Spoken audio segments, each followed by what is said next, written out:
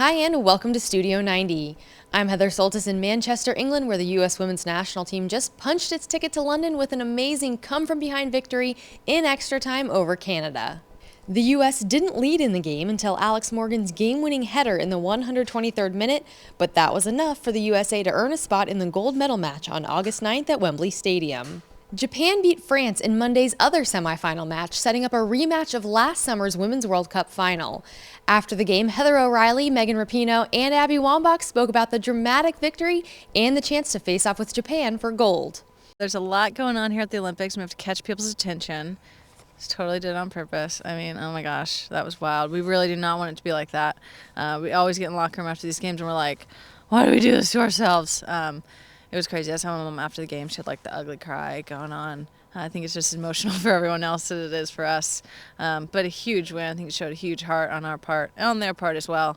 But yeah, we had the last one in, so it's wild. At halftime, we were all very positive. There was never really a moment of doubt, which people may find hard to believe, but it's the truth. I really did believe throughout that entire game that we would get the goals that we needed to get to move on into the gold medal round. It was crazy. It was just, I mean, we always felt like we were in it. There was always so much time left. It was like once we got back level 1-1, we're like, okay, we got this. And it was, 2-1. We're like, okay, we got back 2-2. We got back 3-3. And it's just, I mean, I never felt like we were going to lose. Obviously, we never feel that way. I think it's kind of weird that we never feel that way. Usually teams probably feel a little bit of a letdown, especially after 3 times, but we came back all 3 times this time. It's amazing. Halfway through overtime, I told the girls again, you guys, I've said this before, but it really just does take one moment of some individual brilliance. And luckily we've got Heather O'Reilly and Alex Morgan that made that moment happen. I was sent into the game and I think I was just, thinking that my teammates had been busting their butts for 100 minutes plus by the time, I went in there. So I was just trying to bring, high energy.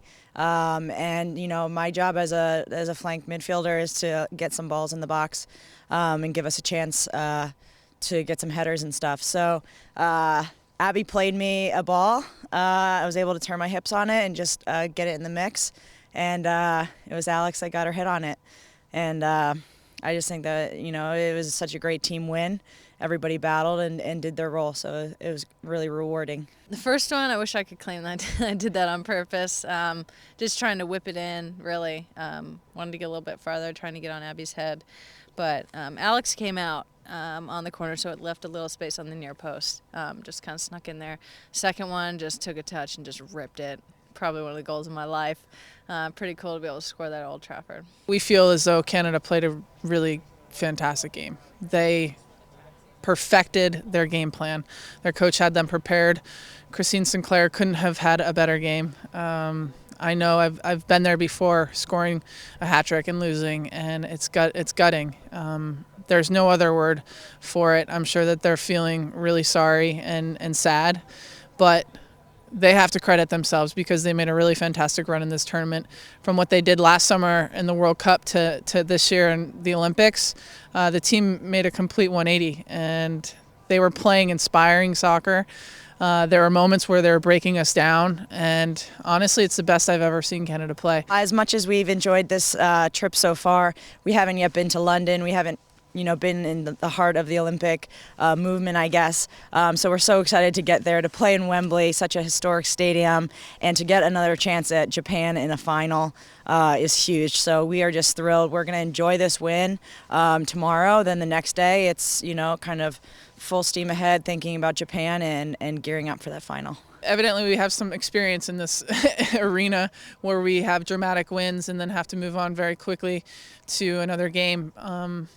I think that for me, this was emotionally and physically taxing, but my mind is still so set on that top podium. The road to gold culminates on Thursday as the U.S. women's national team takes on Japan in the gold medal match at Wembley Stadium. Kickoff is at 2:45 p.m. Eastern Time, and you can watch live on the NBC Sports Network and the NBC Olympic Soccer Channel. That's it for this edition of Studio 90 from Manchester. We'll see you in London.